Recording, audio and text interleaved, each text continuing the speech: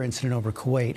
I want to go to Steve Gaynor, a military analyst, before we hear from the defense secretary. In the wake of that, all U.S. military bases on heightened alert.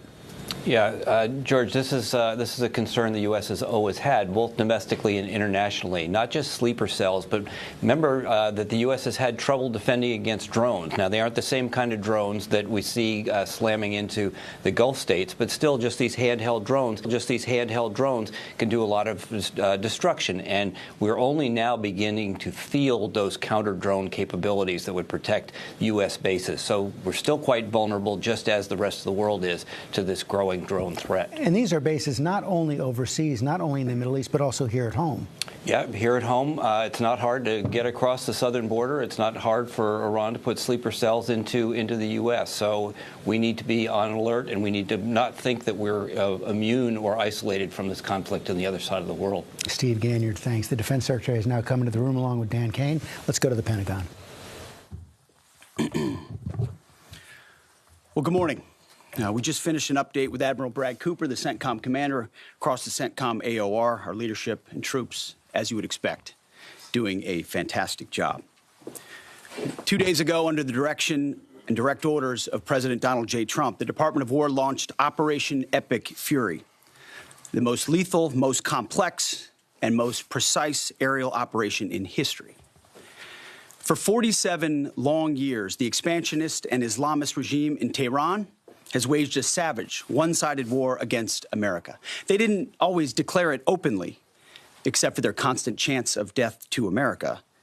They did it through the blood of our people. Car bombs in Beirut, rocket attacks on our ships, murders at our embassies, roadside bombs in Iraq and Afghanistan, funded and armed by Iranian Quds Force and IRGC killers. My generation of veterans carry the names of brothers who never came home. Brothers butchered by Iranian-backed roadside bombs and well-armed militias, thousands of our own. We didn't start this war, but under President Trump, we are finishing it. Their war on Americans has become our retribution against their Ayatollah and his death cult. It took the 47th president, a fighter who always puts America first, to finally draw the line after 47 years of Iranian belligerence. He reminded the world, as he has time and time again, being an American means something unbreakable. If you kill Americans, if you threaten Americans anywhere on earth, we will hunt you down without apology and without hesitation, and we will kill you. President Trump has also been very consistent. Crazy regimes like Iran, hell-bent on prophetic Islamist delusions, cannot have nuclear weapons. It's common sense. Many have said it, but it takes guts to actually enforce it, and our president has guts. Iran's stubborn and self-evident nuclear pursuits, their targeting of global shipping lanes, and their swelling arsenal of ballistic missiles and killer drones are no longer tolerable risks. Iran was building powerful missiles and drones to create a conventional shield for their nuclear blackmail ambitions. Let me say that again. A conventional shield for their nuclear blackmail ambitions. Our bases, our people, our allies, all in their crosshairs. Iran had a conventional gun to our head as they tried to lie their way to a nuclear bomb. It almost worked under Obama and his terrible deal, but not under this president. Turns out the regime who chanted death to America and death to Israel was gifted death from America and death from Israel. This is not a so-called regime change war, but the regime sure did change, and the world is better off for it. Today, in their desperation, the enemy is unmasked as Iranian missiles and drones rain down indiscriminately on the hotels, airports, apartments, and other civilian targets of their neighbors. Cowardly terrorist tactics from a regime that for decades has trafficked in cowardly terrorist tactics, lies, death, and destruction to this day. The Iranian leadership has built nothing except proxies and missiles and drones and deeply buried nuclear factories and facilities. Peaceful nuclear ambitions do not need to be buried underneath mountains. Last June, Operation Midnight Hammer obliterated their nuclear program to rubble. Afterward, we told them plainly, that's it, now make a deal. They arrogantly refused. We said, rebuild it, and we'll stop you again, this time far worse. Well, President Trump, Secretary Rubio, Steve Witkoff, Jared Kushner, they bent over backwards for real diplomacy, offering pathway after pathway to peace. I watched it. I was there. They tried over and over and over again earnest attempts at peace. The former regime had every chance to make a peaceful and sensible deal. But Tehran was not negotiating. They were stalling, buying time to reload their missile stockpiles and restart their nuclear ambitions. Their goal, hold us hostage, threatening to strike our forces. Well, President Trump doesn't play those games. And as Secretary Rubio said after the Maduro raid, if you don't know, now you know. President Trump puts America and Americans first. He doesn't hesitate, and neither do our troops. The mission of Operation Epic Fury is laser-focused. Destroy Iranian offensive missiles, destroy Iranian missile production, destroy their navy and other security infrastructure, and they will never have nuclear weapons. We're hitting them surgically, overwhelmingly, and unapologetically. With every passing day, our capabilities get stronger and Iran's get weaker. We set the terms of this war, from start to finish. Our ambitions are not utopian.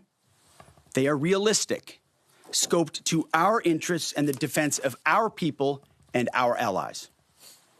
Speaking of people, we hope the Iranian people take advantage of this incredible opportunity. President Trump has been clear, now is your time. To Iranian security forces, choose wisely. President Trump has also been clear about your fate in either direction. To the media outlets and political left screaming endless wars, stop. This is not Iraq. This is not endless. I was there for both. Our generation knows better, and so does this president. He called the last 20 years of nation-building wars dumb, and he's right. This is the opposite.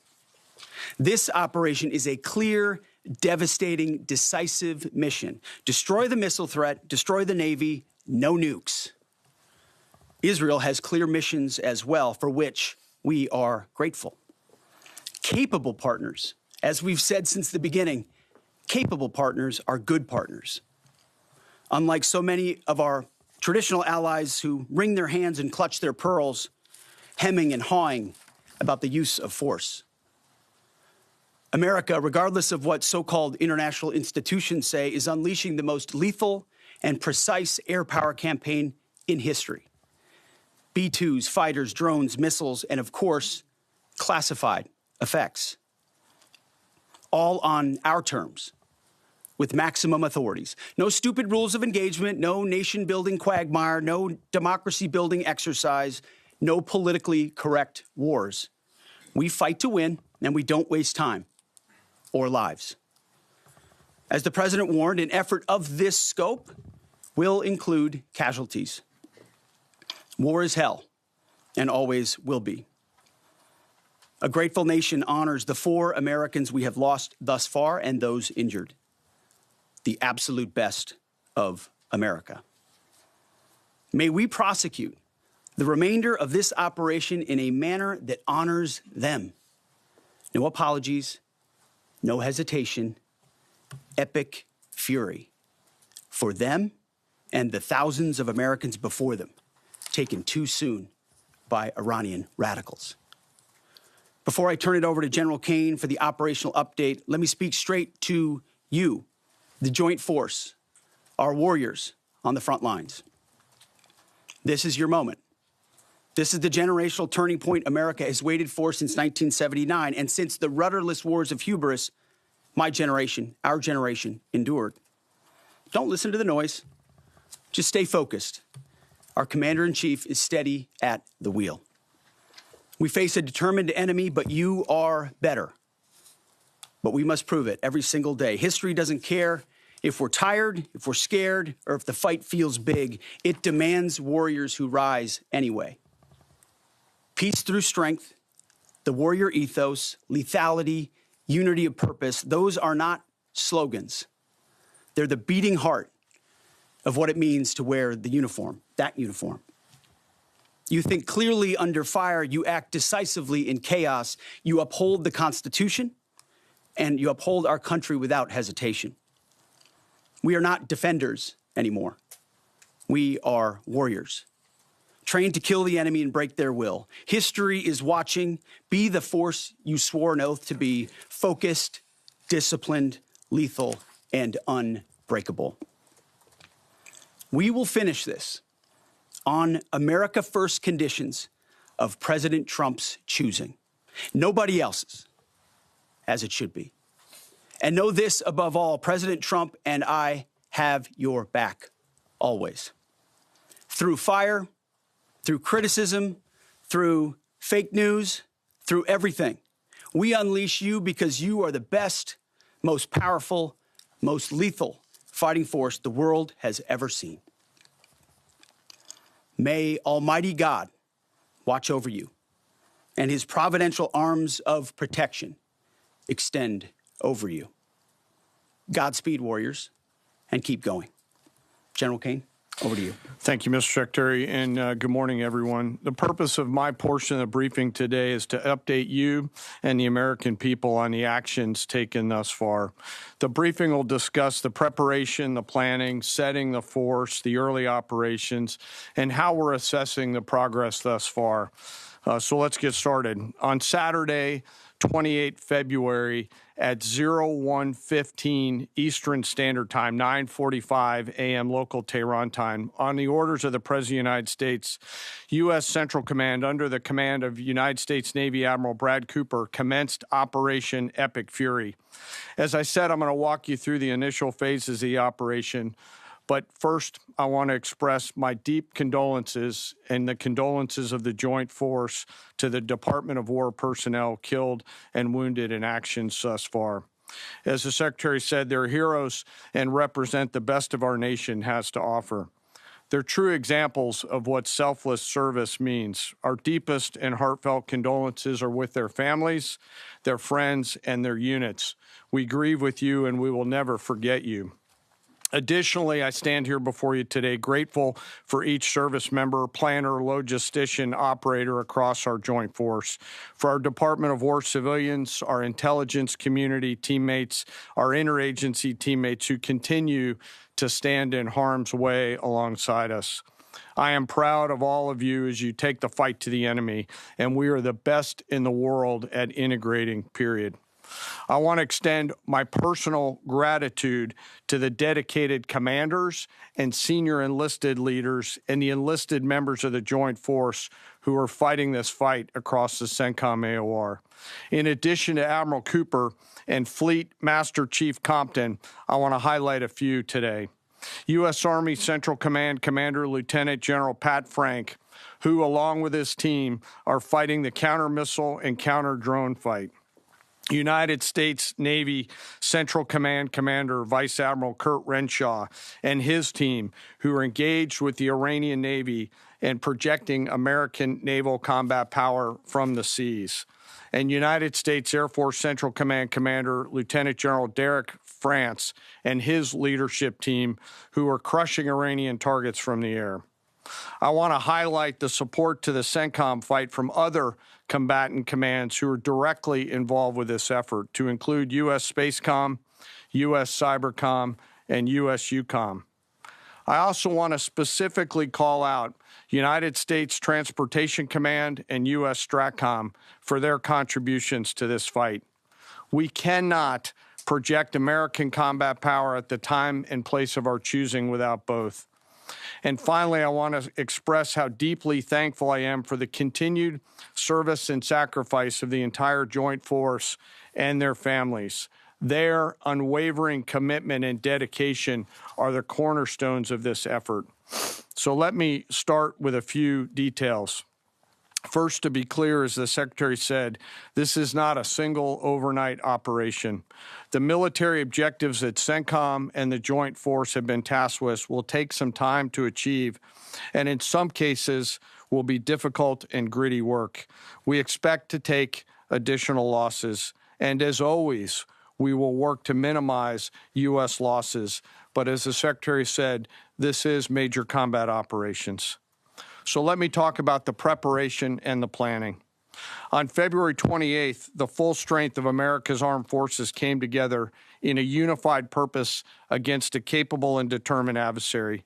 The United States Army, Navy, Marine Corps, Air Force, Space Force, Coast Guard, and our reserve components integrated across our combatant commands and began coordinated operations with the Israeli armed forces of an unprecedented scale. As the Secretary laid out, our military objectives are clear. Our mission is to protect and defend ourselves and, together with our regional partners, prevent Iran from the ability to project power outside of its borders and be ready for follow-on actions as appropriate. Across every domain, land, air, sea, cyber, the U.S. Joint Force delivered synchronized and layered effects designed to disrupt, degrade, deny, and destroy Iran's ability to conduct and sustain combat operations. On the U.S. side, this marked the culmination of months and in some cases years of deliberate planning and refinement against this particular target set. From precision strikes against key military infrastructure to persistent intelligence and targeting integration to the close coordination of the components across vast distances, this operation again demonstrated America's reach, readiness, and professionalism, and that of our joint united force. It was historic not only in the operational scope, but in the level of joint integration displayed across every element of the joint force. And as I said earlier, this work is just beginning and will continue. So now to talk a little bit about setting the force and setting the theater. On the order of the Secretary of War over the last 30 days to reinforce deterrence and provide the President with credible options should action be required, the Joint Force began to systematically reposition assets and personnel across the region. These movements ensured that U.S. forces remained postured, protected, and ready to respond decisively for any emerging threat. This deployment included thousands of service members from all branches, hundreds of advanced fourth and fifth generation fighters, dozens of refueling tankers, the Lincoln and Ford Carrier Strike Group and their embarked air wings, sustained flow of munitions, fuel, supplies, all supported with command and control, intelligence, surveillance, and reconnaissance network. And the flow of forces continues today. In fact, Admiral Cooper will receive additional forces even today. This rapid buildup of forces demonstrated the Joint Forces' ability to adapt and project power at the time and place of our nation's choosing. I want to highlight a couple specific cases for you. The Gerald R. Ford Carrier Strike Group, which many of you know was down in the Western Hemisphere, redeployed across the Atlantic to set the theater. The ship, her crew, their families, and the entire strike group took a deep breath and, as they always do, began planning to conduct combat operations. The integrated Reserve and National Guard forces have continued to demonstrate the value of America's reserve forces, including the Wisconsin Army National Guard operating in Kuwait and Iraq, and Air National Guard units from a variety of states to include Vermont and Virginia. In the case of the Vermont Air National Guard and the 158th Fighter Wing, they were mobilized for Operation Absolute Resolve and then were tasked to take their F-35As across the Atlantic instead of going home to be prepared to support this operation. The same is with our Air National Guard and Air Force Reserve Command tanker and mobility forces, who stepped right out of their civilian jobs to deploy and to protect the region. Lastly, I want to highlight the unsung heroes of warfare, our American logisticians and sustainment force, those who quietly work every day behind the scenes to project and sustain America's combat power. Our leaders from World War II were right when they said professionals do logistics. As regional tensions rose, the Joint Force elevated our force protection measures on the order of the Secretary and repositioned discreetly civilians and non-essential personnel designed to ensure the safety and security of our Joint Force. By the time operations began, only essential forces remained on our bases and in theater, all ready, capable to respond. So now let me move to H hour. At 3:38 p.m. on Friday, February 27th, the United States Central Command, through the Secretary of War, received the final go order from President Trump. The president directed, and I quote, "Operation Epic Fury is approved. No aborts. Good luck," close quote. In the region, every element of the Joint Force made their final preparations. Air defense batteries readied themselves, checking their systems to respond to Iranian attacks. Pilots and crews rehearsed their strike packages for the final time. Air crews began loading their final weapons, and two carrier strike groups began to move towards their launching points.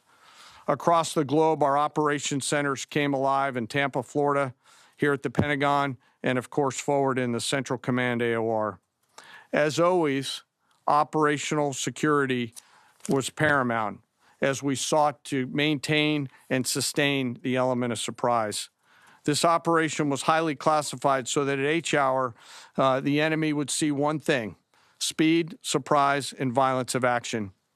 The first movers were U.S. Cybercom and U.S. Spacecom, layering non-kinetic effects, disrupting and degrading and blinding Iran's ability to see, communicate, and respond. At H hour, the beginning of major combat operations, 01:15 local Eastern Daylight Time, 9:45 local AM Tehran time, as dawn crept up across the Central Command AOR, the skies surged to life. More than 100 aircraft launched from land, sea, fighters, tankers, airborne early warning, electronic attack, bombers from the States, and unmanned platforms, forming a single synchronized wave. This was a daylight strike based on a trigger event conducted by the Israeli Defense Forces, enabled by the U.S. intelligence community. The first shooters at sea were Tomahawks unleashed by the United States Navy, closed in on Iranian naval forces, and began to conduct strikes across the southern flank in Iran. On the ground, forces fired precision standoff weapons, measured, deliberate, precise, and lethal. This was a massive, overwhelming attack across all domains of warfare, striking more than 1,000 targets in the first 24 hours. We are now roughly 57 hours into the operation. In the initial phase, CENTCOM's focus was systematic targeting of Iranians' command and control infrastructure, naval forces, ballistic missile sites, and intelligence infrastructure designed to daze and confuse them. Coordinated space and cyber operations effectively disrupted communications and sensor networks across the area of responsibility, leaving the adversary without the ability to see, coordinate, or respond effectively. The combined impact of these strikes, swift, precise, and overwhelming, has resulted in the establishment of local air superiority. This air superiority will not only enhance the protection of our forces, but also allow them to continue the work over Iran. Over the course of the last 2 days, the Joint Force has launched hundreds of missions from land and sea and delivered tens of thousands of pieces of ordnance. The effort continues to scale. This included American B-2 bombers, which again, similar to Midnight Hammer, flew a 37-hour round-trip sortie from the continental United States, dropping precision, penetrating munitions on Iranian underground facilities across the southern flank and slightly deeper. Additionally, Israel has separately executed hundreds of sorties against hundreds of targets. Beyond Air Force and Navy aircraft strike packages, coordinated salvos of precision standoff weapons from across the region have neutralized hundreds of pre-planned targets. As I mentioned earlier, in support of these kinetic operations, U.S. Cybercom and Spacecom have continuously layered effects to disrupt, disorient, and confuse the enemy. I will note that this operation had several combat firsts, which I'll allow at some point in the future Admiral Cooper to talk about since he owns the AOR. While we've prosecuted a relentless offensive campaign, our defense has been equally important. Across the theater, operations have remained steady and disciplined. Once again, our integrated air and missile defense network is performing exactly as it's intended. U.S. Patriot and THAAD batteries, along with ballistic missile defense-capable Navy destroyers, continue to coordinate and execute intercepts with precision and consistency.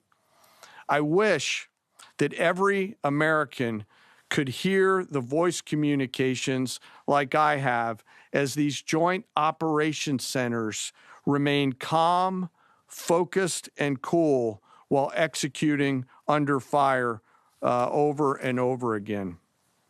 Collectively, these systems have intercepted hundreds of ballistic missiles targeting U.S. forces, our partners, and regional stability. The threat from one-way attack UAVs has remained persistent. Our systems have proven effective in countering these platforms, engaging targets rapidly. Each intercept represents hundreds of hours of training, readiness, and technology all coming together to work as designed. We will remain vigilant in the counter-UAV fight. And the defense of the region is not ours alone. As the threat grew, our partners surged in beside us. Air defense batteries in Qatar, the UAE, Kuwait, Jordan, and Saudi Arabia joined the fight, proof positive that years of training, trust, and hard-earned integration pay off. I am aware of the loss of 3 U.S. Air Force F-15Es overnight in the region. I am grateful for the safety of the crews, and we know that this was not from hostile enemy fire. As this matter's under investigation, I'll not comment further on this. Let me close. Operations will remain active across the theater and across the globe. The U.S. forces are postured not only to maintain pressure, but to respond and adapt as required. Operation Epic Fury stands as a reminder of what the United States military uniquely delivers: the ability to project power on a global scale with speed, surprise, precision, and overwhelming force when and where our nation requires it. What we've demonstrated over the past several days reflects years of investment in readiness, joint integration, and professionalism of the joint force. As major combat operations continue across CENTCOM, we remain engaged globally. America's joint force retains the credibility, capacity, and flexibility to respond to any contingency anywhere in the world at any time. To those who would test our resolve or threaten the United States, our allies, or our interests, understand clearly we can reach you, we can sustain the fight, and we can scale the fight, and we will prevail.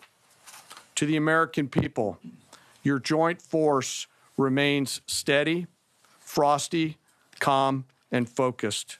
Your service members are trained, disciplined, and determined. We understand the risks of this mission and the weight of the responsibility that we carry. We also recognize that our families also shoulder the burden at home. You are a part of this too. I am proud today, as I am every day, to stand as a member of America's joint force. There is no mission too complex, no distance too great, and no adversary too determined for the men and women who wear our nation's uniform. We mourn our fallen, we honor their families, and we continue our mission with focus, unity, and strength. And now I'm happy to take any questions. Thank you, Mr. Chairman. Right here. Go ahead. Thank you for your time. What percentage of Iranian long-strike capabilities are still in the fight, and what is our exit strategy here, and when will it be deployed? Well, they have long-range strike capabilities, which we are hyper-focused on. The brief we got just this morning, Admiral Cooper knows exactly and precisely what kind of threat matrix he's looking at, the way they might change their techniques and how we adapt to that.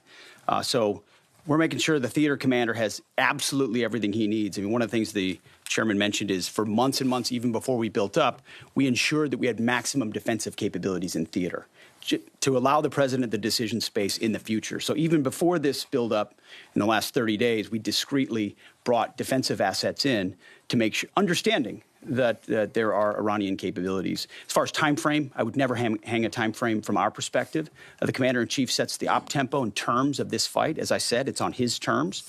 And we'll make sure that Admiral Cooper and his team have everything they need, not just to defend. I mean, the best defense is good offense.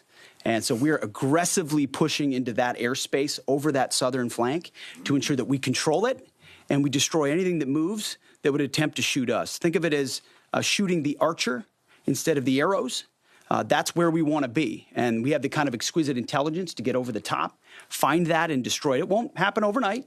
This is a big battle space with a lot of capabilities. That's part of the reason why it's such a threat to us. That's why I talk about conventional umbrella to blackmail nuclear ambitions. They were building up this conventional arsenal in order to ensure that no one would ever block them from their ability to get nuclear weapons. So we're very clear-eyed about the nature of this Iranian threat, and we're going to get after it. I don't know if you have anything to add to that, Mr. Chairman. Thank you for the question. The only thing I'll add is that unlike an operation, a single operation like Midnight Hammer or Absolute Resolve, it'll take some time for us to conduct battle damage assessment, and the targeting cycle that CENTCOM will run will take those things into effect. Admiral Cooper will adjust his plan and fires accordingly to ensure that we're attriting that. He's focused on long-range strike capability coming out of the enemy, and that's a key and essential part of it. Of the capabilities that still exist from the enemy front? Yeah, that's what I mean when I say we're still doing BDA. Normally we'd be able to see a singular thing and we'd assess pretty quickly. He's doing offense and assessment simultaneously, so it'll take longer for us to assess than it would in a single operation. Secretary Hegseth, thank you. Reagan Reese with the Daily Caller. Two questions for you. The president said yesterday in his video message that we will leave Iran when we complete all of our objectives. What are our objectives? And can you share more information on how the soldiers who were killed were killed? Well, I laid out the objectives, as did the chairman. They're completely nested. I mean, Iran has an ability to project power against us and our allies in ways that we can't tolerate. So whether that's ballistic missiles and drones, so offensive capabilities, effectively their Navy, which would attempt to set other terms and impose different costs, drone capabilities, which we laid out there. And ultimately, though, this tying it back to Midnight Hammer, the president has been willing to make a deal. You can't have a nuclear bomb. Radical Islamists can't have a nuclear bomb that they wield against the world. He gave them every single opportunity. Then we precisely took it away. And even then, after that, they didn't have that.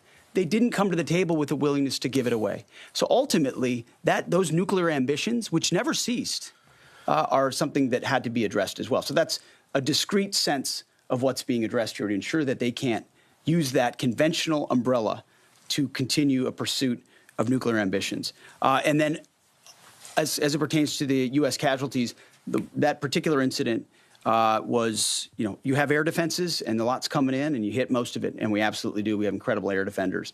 Every once in a while, you might have one, unfortunately, we call it a squirter that makes its way through. And in that particular case, it happened to hit a tactical operations center that was fortified, but these are powerful weapons. So we certainly will do, as I said, moments like that, as we remember them and we take care of them and take care of their families, only stiffen our resolve to ensure that we do this properly. Thank you. Yep. Right here. Thank you, Secretary Hegseth. I had two questions for you. First, are there currently any American boots on the ground in Iran? No, but we're not going to go into the exercise of what we will or will not do. I think It's one of those fallacies for a long time that this department or presidents or others should tell the American people this, and our enemies, by the way, here's exactly what we'll do. Here's exactly how long we'll go. Here's exactly how far we'll go. Here's what we're willing to do and not do. It's foolishness. And so President Trump ensures that our enemies understand we'll go as far as we need to go to advance American interests. But we're not dumb about it. You don't have to roll 200,000 people in there and stay for 20 years. We've proven that you can achieve objectives that advance American interests without being foolish about it. Now, will we be bold about it? Are we willing to be decisive about it? Do we put months and months of planning into what kind of effects we want to achieve? Absolutely. But going forward, why in the world would we tell you, the enemy, anybody, what we will or will not do in pursuit of an objective? We fight to win. We fight to achieve the objectives the President of the United States has laid out, and we will do so unapologetically. Thank you. Is there any significance to Israel carrying out this strike to kill the Ayatollah? And I wanted to know, what was your immediate reaction to finding out about his killing? I think Israel did a great job in the conduct of that operation. President Trump put a 4-week timeline right on here. it. Are you Please. saying that's wrong? Yeah, thank you. You mentioned during the briefing, General Kane, that there would be additional troops sent to the region. Could you say how many troops currently are involved in this operation and how many additional troops are planned to go in this next phase? I don't want to talk specifics because that would tip the enemy off. We have more tactical aviation flowing into theater just based on the time it took to get it out there. I think we're just about where we want to be in terms of total combat capacity and total combat power for Admiral Cooper. One of the things, though, that a commander, he'll consistently assess the trajectory of the campaign. Is he on or off trajectory? And then make an ask of the joint force, which will then develop options for consideration by the Secretary and the President to either increase or in some cases decrease the amount of combat capability that we have over there.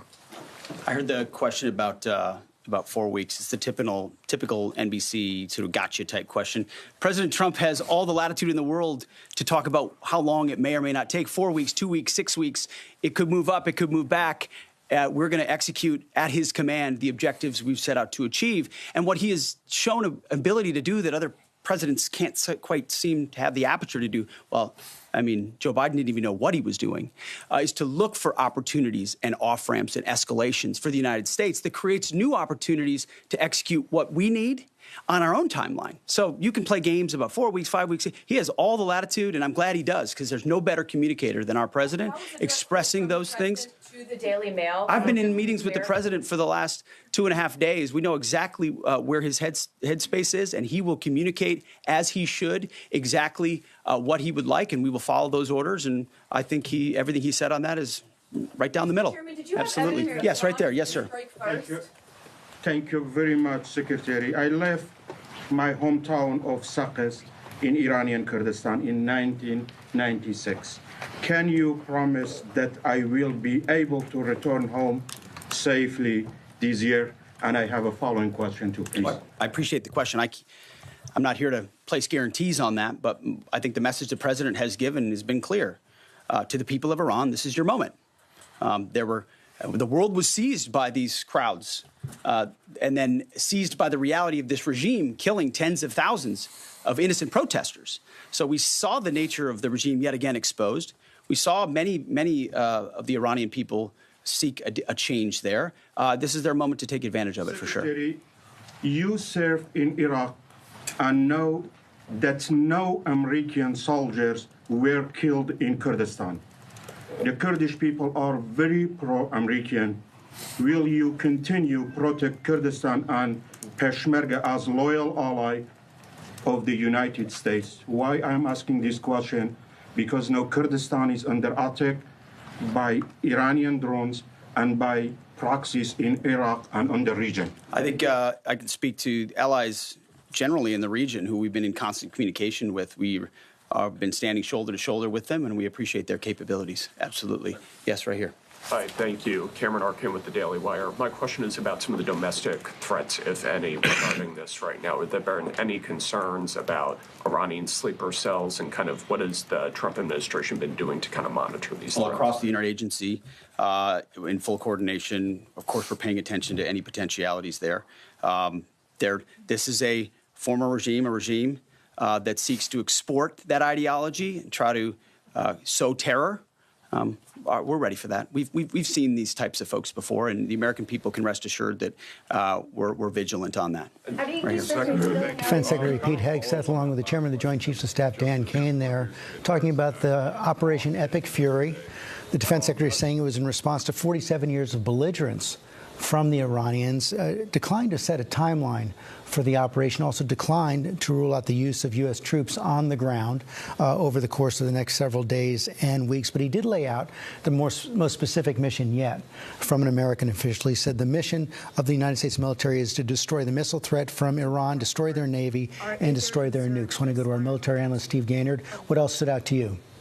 I think short on details, George. I mean, they basically rehashed how they built up to this, but they really didn't tell us how the war is going, what they think the assessment looks like. And I understand operational security, but we didn't get that much out of this. And I do think that the questions here about the conventional, the umbrella that they were worried about with the Iranians building over the nuclear facilities. So what he's getting at there is that we didn't want the nuclear facilities within Iran to be protected anymore. They wanted to keep them vulnerable, but just not getting the sense of the cohesion here behind all of their arguments.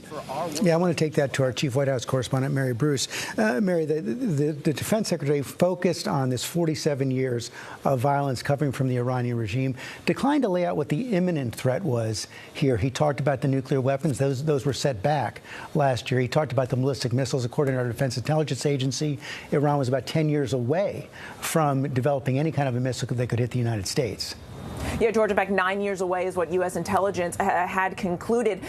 The Secretary of Defense here is arguing that the U.S. didn't start this war, citing that long litany of Iranian hostilities, but he still hasn't gotten at that question of why the U.S. acted now, because, as he said, there's been 47 years of Iranian belligerence. As you noted, he is arguing that they did pose a threat to the U.S. because they were developing missiles and drones that were capable of creating this conventional shield, he said, for nuclear blackmail ambition, saying that Iran had a conventional gun to their head. But again, without evidence and without specifics. Now that takes care of their explanation for why they were acting now. But as to what comes next, the Secretary of Defense arguing that this is, not a war about regime change, despite the fact that the president has made clear he did seek to create a power vacuum here. But they are clearly putting the onus for what comes next on the Iranian people, saying they need to take advantage of this opportunity. And the Secretary went to great lengths to push back against the criticism that the president long promised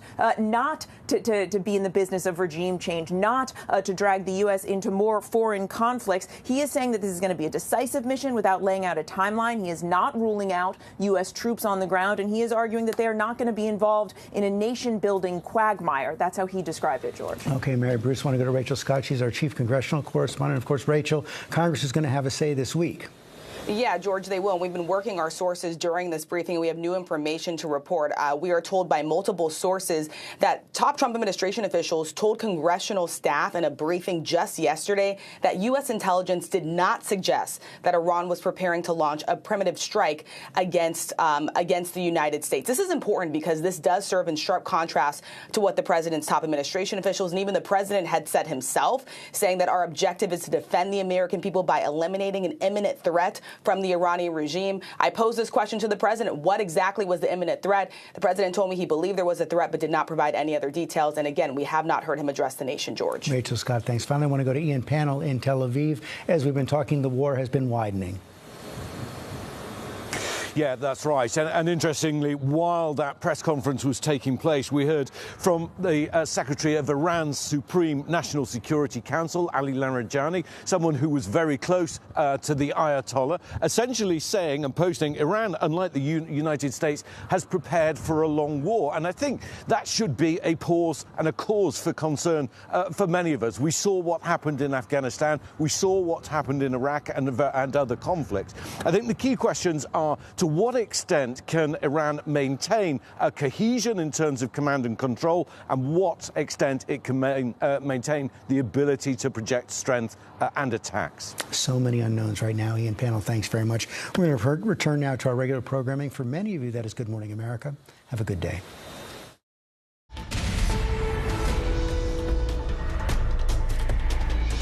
You're watching ABC News Live special coverage on the strike in Iran. The Secretary of Defense and Joint Chiefs of Staff Chairman just gave an update on the operation. Secretary Hegseth laid out the administration's reasoning for the strike on Iran, saying Iran was using negotiations to stall as they built conventional weapons and worked to develop a nuclear bomb. Iran was building powerful missiles and drones to create a conventional shield for their nuclear blackmail ambitions. Let me say that again. A conventional shield for their nuclear blackmail ambitions. Our bases, our people, our allies, all in their crosshairs. Iran had a conventional gun to our head as they tried to lie their way to a nuclear bomb. It almost worked under Obama and his terrible deal, but not under this president. Last June, Operation Midnight Hammer obliterated their nuclear program to rubble. Afterward, we told them plainly, that's it, now make a deal. They arrogantly refused. We said, rebuild it, and we'll stop you again, this time far worse. Hegseth says he hopes the Iranian people take advantage of the opportunity. He rejected claims that this would be an endless war, calling the mission of Operation Epic Fury laser-focused. He also addressed the 4 Americans killed, saying a grateful nation honors them. Joint Chiefs Chairman Dan Kane said our deepest and heartfelt condolences are with their families, friends, and units. Kane said the operation marked the culmination of months and sometimes years of deliberate planning.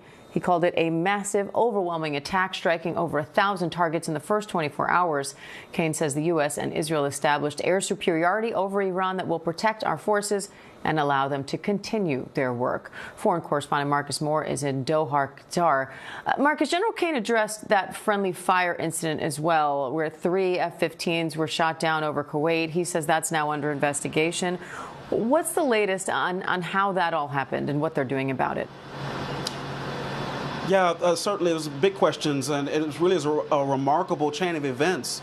3 U.S. fighter jets shot down in a friendly fire incident. The early information we have is that it was the Kuwaitis' air defense system that hit the planes. All 3 of the planes that crashed. All 6 crew members who were piloting those planes are okay. But in terms of details on exactly how this happened, that part of this is still under investigation. But, Diane, it does give you a sense of really how unpredictable these situations can be, particularly in a war. And it does speak to the dangers that not only are U.S. service members facing, or people in the military that are part of this operation, but also the everyday civilians in various cities across the region, many of them who have been told to shelter in place, and they are now, in a sense, in the crosshairs of this fight that could go on for some time, based on what we've heard just in that news conference and also what we've heard from officials in Iran. And let's bring in retired U.S. Army Lieutenant General Dan Karbler for more. General, what sticks out to you from the description of what led them to make this decision, and then the description of how this went down? Yeah, so, I think that we have to take a really, really hard look at, was this a truly imminent threat? Was it defensive in purpose? Was it preemptive? Those are some of the arguments that will go forward to Congress, frankly, and we're going to need congressional support here, especially if we're looking for emergency supplemental or additional funding. Let's face it, we're going to have to replenish stocks. I mean, I'm an air and missile defense background, and I can only imagine right now, with all of the attacks that have happened throughout the Gulf, that we're going to have to resupply all of our missiles that we have. We've expended a number of missiles against all of these Iranian missiles that have come in. And then also, you heard the Secretary talk about, the cause of the death of the 3 service members was one of the missiles that got through. We shouldn't be naive. There are probably other battle damage assessments on our own side that we are going to have to go through, take an account for. So in addition to munitions coming in and additional forces coming in, we probably are going to have to take a look at additional replacement equipment to come in. And our senior Pentagon reporter, Louis Martinez, was actually in the room for that briefing. Louis, what else are you hearing about this operation and its impact? Well, Diane, we really don't know how long this operation is going to last until all the mission sets are accomplished. That's what we heard today from Secretary Hegseth and from General Dan Kane, the chairman of the Joint Chiefs of Staff. The question was raised because President Trump last night told reporters that he expected this operation to last between 4 to 5 weeks. Now, what's interesting is that Secretary Hegseth really did not like the question that why would the United States telegraph why would the U.S. telegraph future operations when the question was raised about will there be any U.S. troops on the ground in Iran as part of this operation. He went back to his experience as a military officer in the Army back in the 2000s, 2010s in Iraq and Afghanistan, where he talked about that this administration, his team is not going to telegraph what they're going to do operationally. They're not going to limit themselves. They're not going to say out front there will be no troops on the ground. So in a way, he kind of left the door open that we may see the presence of U.S. troops. Now, he said we're not talking about 200,000 troops like there was in the buildup for the Iraq invasion back in 2003, and then what followed, as he put it, were the 20 years of insurgency. And sounds like he might be hinting that there might be an opening for potential use of U.S. Special Operations Forces if the time is needed. There was you saw General Kane being very precise in his language, talked a lot about, he gave us the timeline of how this all developed, that on Friday at 3:38 p.m. Eastern Time, President Trump essentially gave the go order. And what was interesting about that was he said no aborts. In other words, if there was a weather or anything like that, nothing was going to stop this operation from proceeding forward. And he said that at that point, the United States, which had already pre-positioned dozens of aircraft, and the 2 aircraft carriers then went into operational mode. And that's when we saw the strike at 1:15 in the morning on early Saturday morning. He talked about the B-2 bombers. We just found out that information yesterday, and one of the things that that he had in his opening statement was that the B-2 bombers, which flew from Missouri, again, a round trip, dropped penetrating munitions on underground facilities. Now, that would indicate, Diane, that the United States has once again bombed some of Iran's facilities that were pegged to its nuclear development program, but they provided absolutely no details afterwards during the question time. And our senior political correspondent, Rachel Scott, has been following some of this response here. Rachel, some lawmakers have come out in support of this operation. Others, including some Republicans, are criticizing it. How strong is Hegseth's argument here for why this is necessary and why now? Well, this is a big question that's going to be presented on Capitol Hill and in these closed-door briefings that are going to be happening starting today. Diane, we have some new reporting. We were working our sources during this briefing, and we are able to report from multiple sources that I've spoken to along with my colleagues that Trump administration officials told congressional staff in a private briefing on Sunday that U.S. intelligence did not suggest that Iran was preparing to launch a preemptive strike against the United States. Now, this is important because this does stand in sharp contrast to what we have been hearing from top administration officials, what we have even been hearing from the president himself.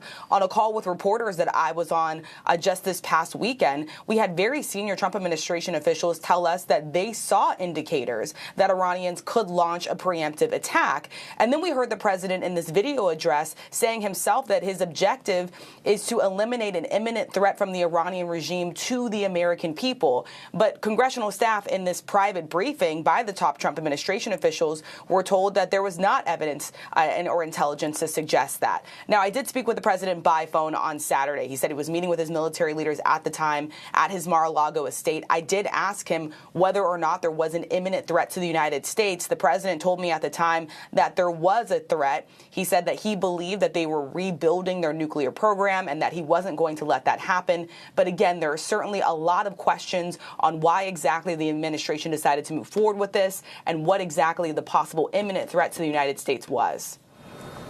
And Marcus, now Qatar Energy, which is one of the world's top natural gas producers, says it's halting production. What are the concerns in terms of global energy now? Well, I mean, certainly that does raise the question of the impact it could have on prices and also just the availability of some of these resources, not only in the region, but far beyond that. And so, as you know, this region, oil and gas is a huge part of the economy and what is produced here and shipped out to the rest of the world.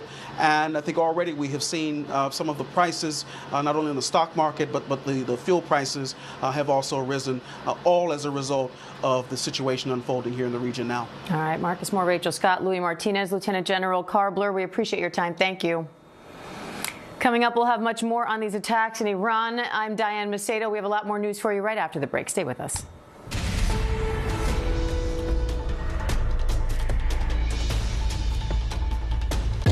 I was sent to prison for 110 years.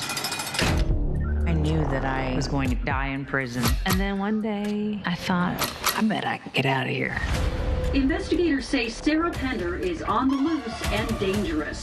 Run, Sarah, run. I had orders to shoot to kill. Suddenly, there was a knock on the door. Holy Girl on the Run, the hunt for America's most wanted woman. Only on Hulu and Hulu on Disney+. ABC's Nightline, the stories that shape your world, that shape your life. Dramatic, stunning, empowering, life-changing. For 45 years, the most powerful stories of our time. This is Nightline. Wherever the story is, Nightline will take you there. Just because it's late night doesn't mean you should be in the dark. For a brighter take on the day, this is ABC's Nightline. Late night on ABC. Whenever, wherever news breaks, it's so important to always remember that lives are changed. Here in London, in Buffalo, Uvalde, Texas, Edinburgh, Scotland. Reporting from Rolling Fork, Mississippi. Ukrainian refugees here in Warsaw. We're heading to a small community outside of Mexico City. Getting you behind the stories as they happen. ABC News Live Prime.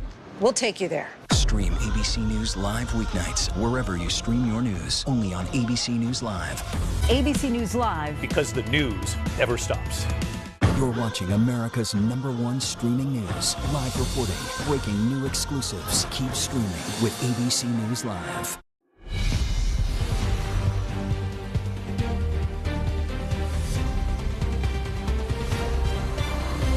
Hi, I'm Diane Macedo. Welcome to ABC News Live. First, we begin with breaking news. The Trump administration is laying out its reasoning for its strikes on Iran. Secretary of War Pete Hegseth says Iran was using nuclear talks as a stall tactic. Iran was building powerful missiles and drones to create a conventional shield for their nuclear blackmail ambitions. Let me say that again. A conventional shield for their nuclear blackmail ambitions. Our bases, our people, our allies, all in their crosshairs. Iran had a conventional gun to our head as they tried to lie their way to a nuclear bomb. It almost worked under Obama and his terrible deal, but not under this president. Last June, Operation Midnight Hammer obliterated their nuclear program to rubble. Afterward, we told them plainly, that's it, now make a deal. They arrogantly refused. We said, rebuild it, and we'll stop you again, this time far worse. Meanwhile, U.S. Central Command says 4 U.S. service members are dead and 4 seriously wounded as part of the attacks on Iran. U.S. officials tell ABC News the fatalities and the injuries happened in Kuwait. CENTCOM also says 3 U.S. jets were shot down over Kuwait by friendly fire, but that crew ejected safely. Now, President Trump says more deaths are likely. Chief Foreign Correspondent Ian Pennell's in Tel Aviv, Israel, with more. Hi, Ian. Yeah, hi. The fire that began with a U.S. Israeli strike on Iran Saturday morning now spreading throughout this region. The Middle East in turmoil. Almost every country in the region now dragged into a conflict that the president is warning could last not days but weeks, and one that is now exacting a toll on U.S. forces. As America and Israel's massive attack on Iran intensifies, 3 American F-15E Strike Eagle fighter jets were downed in a friendly fire incident in Kuwait. One jet seen with smoke and fire coming from the back as it falls from the sky in a spin. A parachute visible in the distance floating to safety. All of the 6 crew members survived. The Pentagon confirming the jets shot down by Kuwaiti Air Defense Systems, saying it's investigating. And now we're learning more about the first American casualties. 3 American service members killed in an Iranian attack in Kuwait, another 5 severely injured. President Trump responding to the news in a new video posted to social media. We grieve for the true American patriots who have made the ultimate sacrifice for our nation, even as we continue the righteous mission for which they gave their lives. Adding this ominous warning. Sadly, there will likely be more. Before it ends, that's the way it is. Likely be more. Amid the escalating conflict, Trump also saying the joint operation could last up to 4 weeks. After the U.S. and Israel launched the widespread, major-scale assault Saturday morning. This is the moment in the first wave of the attack that officials say the 86-year-old Ayatollah was killed, along with several of the top leadership. In what the U.S. has dubbed Operation Epic Fury, the military saying they've struck more than 1,000 targets, including Iran's senior leadership, military and nuclear facilities. The U.S. deploying an array of high-scale military assets, including B-2 stealth bombers armed with 2,000-pound bombs. The president saying multiple Iranian Navy ships were also destroyed, sinking into the water, claiming Iran's top military leaders want to surrender. The entire military command is gone as well, and many of them want to surrender into saving their lives. They want immunity. Iran saying at least 555 people in the country have been killed, and the death toll rising. More than 150, according to state media, in an airstrike on a girls' school in the southern city of Minab. Verified videos also showing damage to a hospital in Tehran, shattered glass strewn across the floor. Iran's promised retaliation, immediate and furious. Launching a fierce assault on U.S. bases around the region, including Bahrain and Israel. One Iranian missile evading air defense systems, slamming into the city of Beit Shemesh near Jerusalem. At least 9 people killed and nearly 50 injured. This is the reality of the conflict that is now taking place here in Israel, across the Gulf, and also in Iran. These conflicts aren't just about policy, diplomacy, and military tactics. They're about the lives of ordinary people, innocent people, being devastated and being killed. Meanwhile, inside Iran, some celebrating the Ayatollah's death, while thousands take to the street, some chanting death to America. Questions now mounting about what's next for Iran's people and the regime. George asking Iran's foreign minister on This Week. Who's in charge of Iran right now? There is a procedure set in our constitution that when we lose the supreme leader, there would be a new one elected by the Assembly of Experts. And now we have started the procedure. Well, Diane, a couple of developments to bring you. Firstly, Israel opening up a second front in Lebanon after incoming rocket attacks by Iranian proxy Hezbollah. There have been fears that they would come to Iran's aid and launch attacks on Israel. That happened. Israel already responding. The other is that inside Iran, it's now run by this interim council made up of 3 key figures. Despite the disruption and the attacks, the key pillars of power appear to be still intact, even though there is some disruption there. And as for the president saying that the Iranians want to talk, well, Ali Larijani, the head of the Supreme National Security Council, saying Trump dragged the region into chaos with false hopes. He's now worried about further losses amongst his forces. Writing on X, we will not negotiate with the United States. Diane? Ian Panel, thank you. And now Iran's firing back and expanding its response beyond American allies and bases. Iran has launched retaliatory strikes against Israel and U.S. bases in Qatar, Kuwait, Bahrain, and the United Arab Emirates, among others. And now Iran appears to be targeting global energy. Chief International Correspondent James Longman's in Istanbul with more on that. Hi, James. Hi, Dan. Well, Donald Trump and Benjamin Netanyahu might want to reshape the Middle East, but the cost is growing higher for virtually every one of Iran's neighbours. Tehran has kept up a near relentless drone and missile assault. Iran is widening the scope of its response this morning. Neighbors across the region dragged into the chaos. Iranian missiles and drones have now struck at least 10 countries in the Middle East and Mediterranean. Civilian targets caught in the crossfire. The Fairmont Hotel in Dubai struck. Dubai and Abu Dhabi, major tourism destinations and financial hubs in the United Arab Emirates, now on essential lockdown. Dark plumes of smoke spiralling alongside sparkling skyscrapers. A global aviation shock as airports across this region also hit. Dubai International, the busiest in the world, is now paralyzed after being targeted multiple times. Video online shows smoke filling the terminals. All this leaving some visiting Americans stranded, like Christy Elmer and her partner Matt, who traveled to Dubai for business. They aren't sure when they'll be able to get home. We had a very long night. A lot of explosions, a lot of warnings, a lot of jet sounds. Some Americans are also trying to get out of Israel as Iran's retaliatory strikes there ramp up. Former Team USA basketball player Destiny Littleton, who plays professionally in Israel, says she's desperate to get back to the States. You can hear the interceptor missiles, blow up the missiles coming towards us. And that was very scary. We're in survival mode. U.S. allies in the Gulf and in Europe are not directly involved in these attacks. Most U.S. allies have called for de-escalation, but with every drone, every missile, the risk of a wider war creeps closer. Diane. All right, James Longman, thank you. And President Trump says the assault on Iran could last 4 to 5 weeks. The president tells New York Times the U.S. is prepared to continue its assault as long as, quote, is necessary. But he hasn't presented a clear vision of how power would be transferred to a new government. Chief White House correspondent Mary Bruce has more on that angle. Hi, Mary.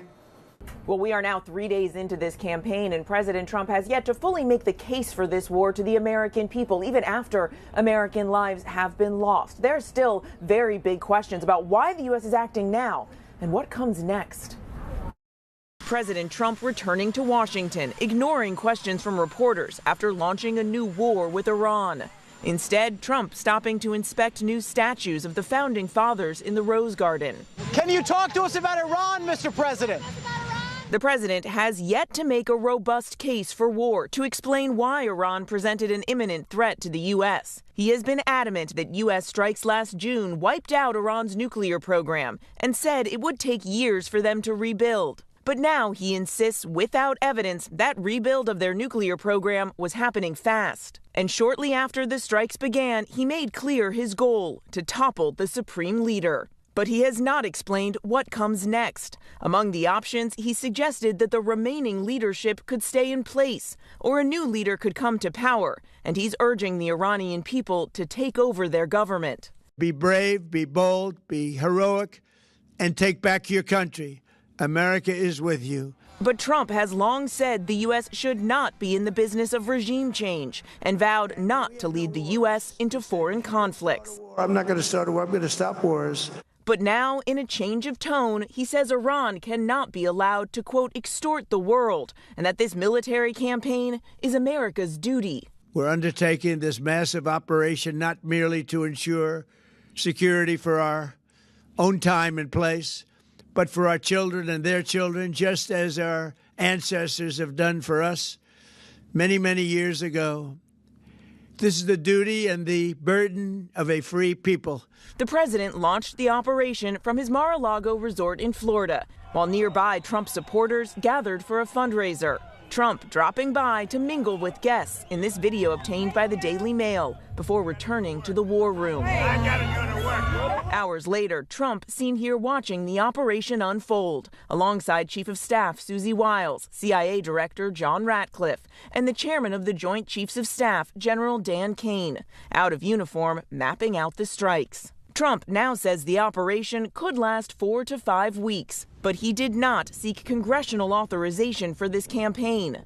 Still, many top Republicans in Congress giving their seal of approval. The mothership of terrorism is sinking. The captain is dead. But other Republicans voicing concerns. Congressman Thomas Massey of Kentucky saying this is not America first. The Constitution requires a vote, and your representative needs to be on record as opposing or supporting this war. Democrats sounding the alarm. There was simply no basis to go in with this massive military campaign with the goal of regime change. The administration is now set to brief congressional leaders later today and the full Congress tomorrow, but Democrats are demanding that this war be put to a vote. And the House is expected to take up a war powers resolution later this week, but it is unlikely that it will become law. Meanwhile, here at the White House, the president has no plans to field questions from the press or to formally address the nation to make his case for war. Diane. Mary Bruce, thank you. Meanwhile, President Trump spoke directly to ABC Chief Washington correspondent Jonathan Karl on his vision for Iran's future. Hi, John. What did he tell you about how he sees this playing out? Good morning, Diane. When I spoke to President Trump after he got back to the White House from Mar-a-Lago late last night, he sounded to me like a president who feels invincible. He talked about the military strike that he ordered last summer on the nuclear program in Iran. He talked about the operation to take out Nicolas Maduro in Venezuela and what he sees as a wildly successful attack now underway. As he told me, nobody could have done this but me, and you know that. In fact, he suggested that the success in Venezuela made him less likely to accept concessions that Iran offered in the final round of talks. He told me that a year ago he would have accepted what they offered, but, quote, we have become spoiled. Now, there's a lot of uncertainty about what's going to come next. The president told me he has been in touch with one member of the regime. He would not say who that was, but he suggested that before the strikes, he had identified possible candidates within the Iranian government who could take over in the way that Delcy Rodriguez, the vice president in Venezuela, took over after Maduro was taken out. But he said, quote, the attack was so successful, it knocked out most of the candidates. It's not going to be anybody we were thinking of because they are all dead. Second or third place is dead. As for how long the war will go on, the president told me he had planned for 4 to 5 weeks, but it could be shorter, and he is prepared if it needs to be longer. And finally, in 2024, during the campaign, while Biden was president, U.S. intelligence believed that Iran was plotting to kill Trump. The Secret Service beefed up his security detail. He was briefed on this threat. That experience was clearly on President Trump's mind as he ordered the attack that killed the supreme leader. As he told me, I got him before he got me. They tried twice. Well, I got him first. Diane? All right, John Karl, thank you. And right now, you are looking at a huge explosion. This happened just moments ago in Beirut, Lebanon. The IDF says it's striking Hezbollah targets there. ABC's contributor and former Deputy Assistant Secretary of Defense for the Middle East, Mick Mulroy, is here for more. Mick, what does this attack mean for Hezbollah and other Iran-backed proxies? So, Diane, it was clear that Iran is going to use everything possible to fight back. This is an existential threat to their regime by definition.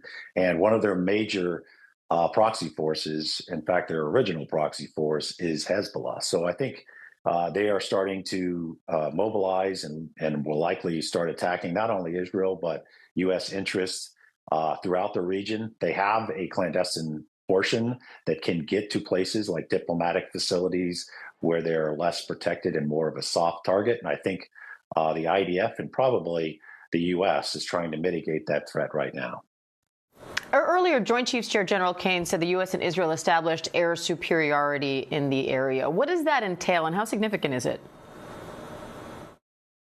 So air superiority basically means that you own the airspace. So you're now seeing refueling operations, which are very vulnerable to attack, but actually occurring right over Iran. So in the Iranian airspace, that means that it's essentially the free picks for the air operations that are trying to deplete not only the nuclear facilities, but all of these ballistic missile launch sites, the ballistic missile manufacturing centers, and of course, the storage facilities for the missiles themselves.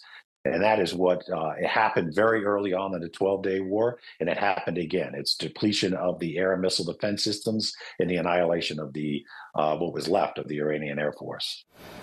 So what do you make of this friendly fire incident in Kuwait? How do those systems normally work, and what do you think went wrong here? So we'll have to wait for the full investigation, of course, but the fog of war is real. It gets very confusing. What is an incoming Shaheed compared to what is an actual fighter? jet, and sometimes they get confused. Even the electronics, the most advanced electronics, can get confused on what is what. There's a lot going on. I think, obviously, they need to get to the bottom of this. We don't want it to happen again, but this does happen in war. And what does the loss of so many senior military officials mean for Iran's capabilities? Well, this might have been the largest decapitation strike in history that I can think of. And hats off to the CIA, Mossad, the IDF, and of course, U.S. military for carrying it out. It has essentially left them almost rudderless. There's very few remaining leaders. It's also going to be very difficult to coordinate a potential ceasefire if there's any off-ramp in the future. They need to reestablish their chain of command. I think they have, but there's not much left. And I think that really says a lot to the capabilities on the intelligence front, for sure, of what's going on in Iran. I think the United States now will continue to degrade their capacity to wage war against those in the region, not just Israel. We've seen it against multiple other countries, and then look for a diplomatic path back to a negotiated settlement where we were before this started. All right, Mick Mulroy, thank you. Coming up, we'll have much more on the attacks in Iran, plus a deadly mass shooting at a Texas bar, the latest on the investigation and why authorities say it may have been terrorism. Stay with us. When this view is over, there's a whole other view just getting started. Hello. Hello. From backstage secrets. No, that's not what I said. That's what you said. Oh, my God. To the views you didn't get to hear. I was blown away. We're playing with fire here. Why are so many people listening to the Views Behind the Table podcast? I can't imagine you can keep all that. Because nothing's off limits behind the table. Subscribe and listen now wherever you get your podcasts. When I was little watching American Idol, I was sure that I was going to find a way onto that stage. This audition is the first page of my story. I believe in myself. If I could do this, I belong here. Holy crap, I'm auditioning for American Idol. wow. Beautiful. That's what it's all about. That was impressive.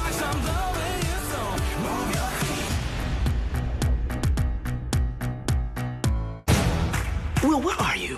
Oh, you know, just trying to solve the mystery of how to get to the damn crime scene. Special Agent Will Trent. We don't have much time. That thing you do, you better do it fast. This killer's underestimating you. Good. They won't even see you coming. What now? We get him. Mayday! Mayday! Mayday! For the last 3 years, I was in an underground bunker. People need to know there are survivors. Your wife is alive out there, Xavier. Out here, the little things will kill you. It's never just about the bunker.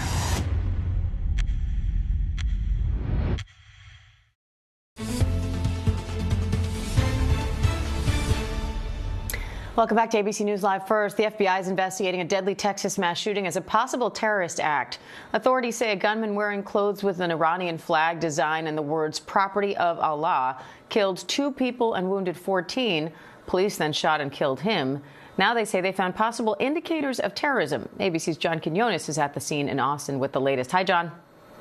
Well, Diane, it's been a long 30 hours here in Austin. Investigators trying to figure out what drove one man to open fire outside this restaurant right onto that patio, shooting 17 people who were just out trying to have a good time on a Saturday night.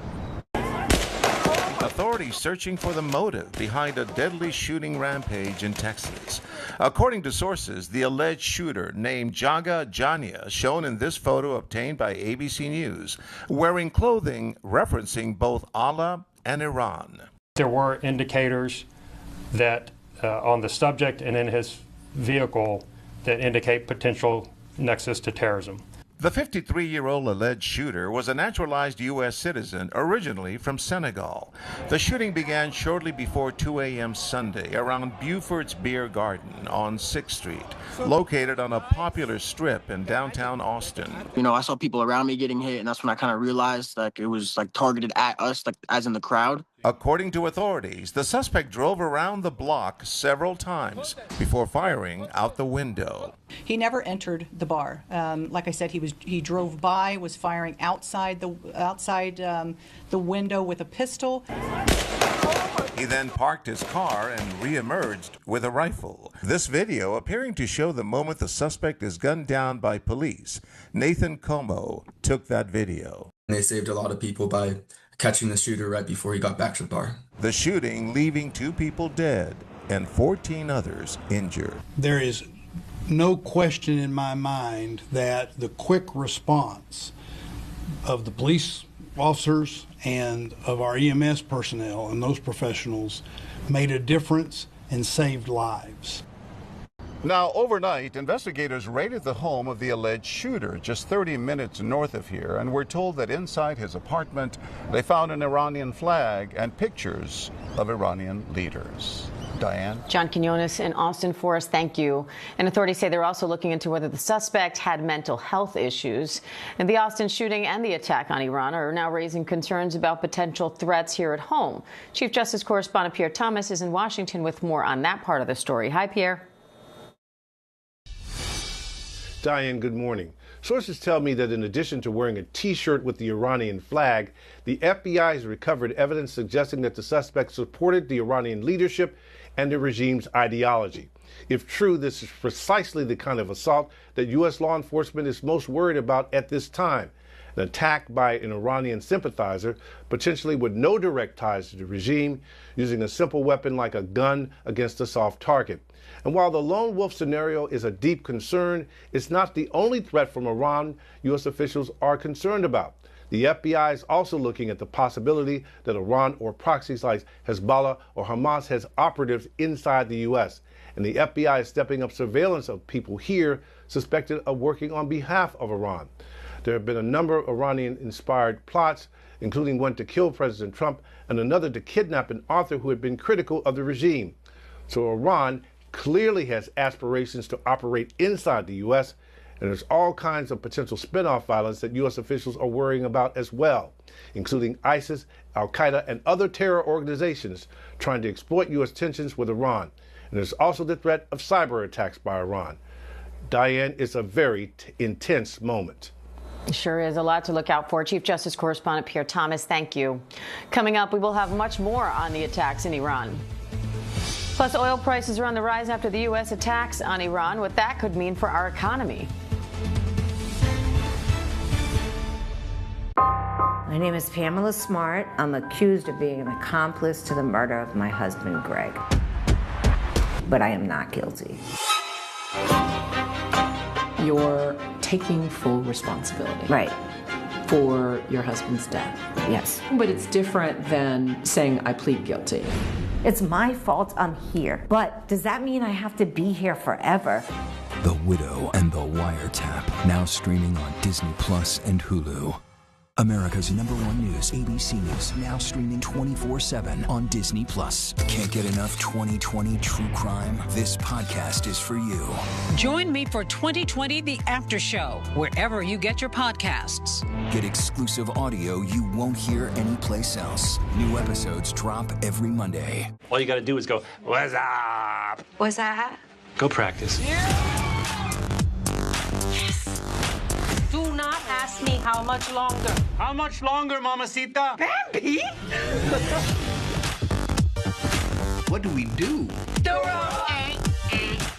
No more sad sack. Full-on fun sack. That's what I'm talking about.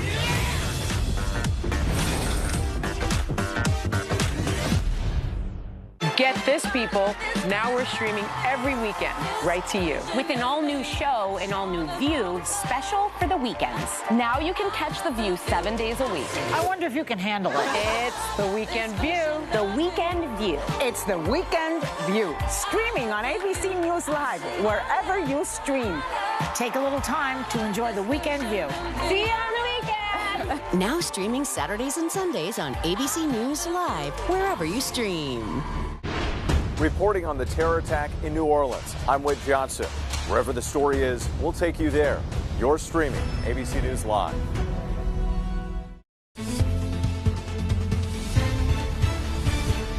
Welcome back to ABC News Live. First, we will have much more on the attacks in Iran in just a moment, but here are some of the day's other top stories. Today, the Supreme Court's expected to consider whether people who regularly smoke marijuana can legally own guns. The case challenges a federal law that prohibits anyone who unlawfully uses or is addicted to controlled substances from owning a weapon.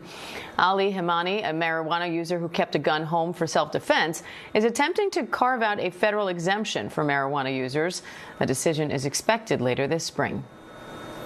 And a federal trial that could change the way concert tickets are sold is set to begin today. The DOJ and more than 36 states want to split Ticketmaster up from its parent company, Live Nation. They claim the nation's largest concert promoters illegally monopolizing the live music industry and should be forced to shed its Ticketmaster branch. Live Nation denies the allegations and says artists can decide how tickets are sold. Now a New York jury will decide whether Live Nation violated antitrust laws. Officials say the civil trial could last 5 to 6 weeks. And 2 people are dead after a stabbing spree and officer-involved shooting in Fairfax, Virginia.